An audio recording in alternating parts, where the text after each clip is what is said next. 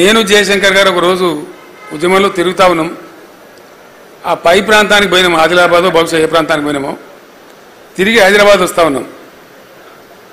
వస్తూ ఉంటే పైనుంచి కోరుట్ల జగిత్యాల నుంచి ఆ సిరిసిల్ల మీదుగా వస్తూ ఉన్నాం. సిరిసిల్ల పట్టణంలో రాత్రి మేము 11:45 అవుతా ఉంది. కారు హెడ్ లైట్లలో కనపడుతున్నాయి, గోడల మీద నినాదాలు. విపరీతంగా పదుల సంఖ్యలో చచ్చిపోతారు. దుబ్బాకలో, పోచంపల్లిలో, సిరిసిల్లలో, ఇంకా అనేక చేనేత ప్రాంతాలలో డజన్ మంది చచ్చిపోడు, 6 చచ్చిపోడు, 7 చచ్చిపోడు ఒకటే రోజు. అక్కడ ఉన్న కలెక్టర్ గారు జనార్దన్ రెడ్డి గారు అని ఉండే పాపం, జాయింట్ కలెక్టర్. ఆయన గోడల మీద రాయించిండు రాతలు. ఏమి రాయించిందంటే, ఆత్మహత్యలు, సావులు సమస్యకు పరిష్కారం కావు, మీరు చావకండి. అప్పటికి 60 ఏళ్ళు 65 ఏళ్ళు స్వతంత్రం వచ్చి దేశానికి. నేను జయశంకర్ గారితో 60 ఏళ్ళ స్వతంత్ర దేశంలో ఏమో గీ నినాదాలు మనం గోడల మీద చూసేది.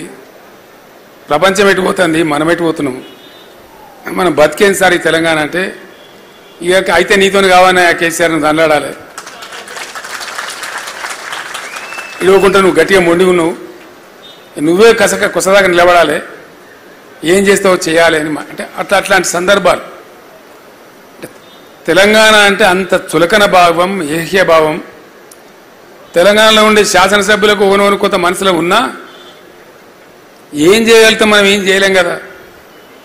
నేను మీటింగ్లో పెట్టినప్పుడల్లా ప్రతివాడు అన్నా మన ఉద్యోగాలు పోతే తప్ప మన తెలంగాణలో మనం నమ్మరు, ఇది అయ్యేది కాదు పోయేది కాదు, వృధా ప్రయాస అనే ఒక నిర్లిప్తత, నిరాశ, అసహాయ పరిస్థితి ఎల్లిడలు కనపడేది.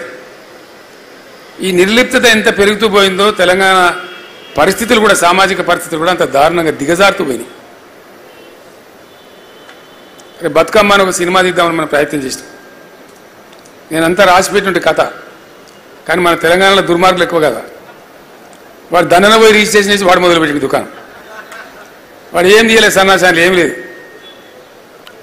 యాక్చువల్లీ పోతుగల్ అని ఒక ఊరు ఉంటుందండి. ఆ పోతుగల్ ఊరు పక్కనే ఇంకో ఊరు ఉంటుంది. ఆ ఊరికి మా అక్కనిచ్చినాం. గూడూరు అనే ఊరు ఉంటుంది, మా సిస్టర్ని ఇచ్చినాం. మా ఊర్లో పాఠశాల లేకుండే.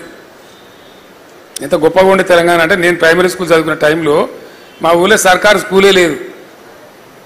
నన్ను మా నాయన ఊరికి పంపించింది. అక్కడ కూడా భట్రాజు బల్లే చదువుకున్నాను నేను. తవ్వలు, మానకలు, అడ్డలు, ఈసాలు, పరకలు, బొట్లు. నా చదువు అక్కడి నుంచి ప్రారంభమైంది. పెద్దబాల శిక్ష బాబత్ చదువు. అక్కడ అప్పర్ మానేరు నుంచి వచ్చే కెనాల్ ఏదైతే ఉంటుందో దాన్ని నేను ఈత కొట్టేది. నేను స్వయంగా దాన్ని ఈత కొట్టేది నా దోస్తులతో కలిసి. ఆ పోతుగల్ అనే ఊర్లో చూస్తుండగానే బ్రహ్మాండంగా అద్భుతమైనటువంటి రైస్ మిల్స్ వచ్చినాయి. చాలా ఒకరికి పోటీ దాదాపు ఒక 15-20 రైస్ మిల్స్ వచ్చినాయి పెద్దవి. అది ఇంచుమించు ఒక వ్యాపార కేంద్రంగా, ఒక వడ్ల కొనుగోలు కేంద్రంగా మారింది. నా కళ్ళ ముందర నేను సాక్షి ఉంది. ఎట్టెట్ల తెలంగాణలో పరిస్థితులు దిగజారుతున్నాయో, ఒక్కటంటే ఒకటి కూడా లేకుండా ఆ రైస్ మిల్ అన్నీ మాయమైపోయినాయి. గొప్ప సీన్ ఉండే బతుకమ్మ సినిమా కోసం.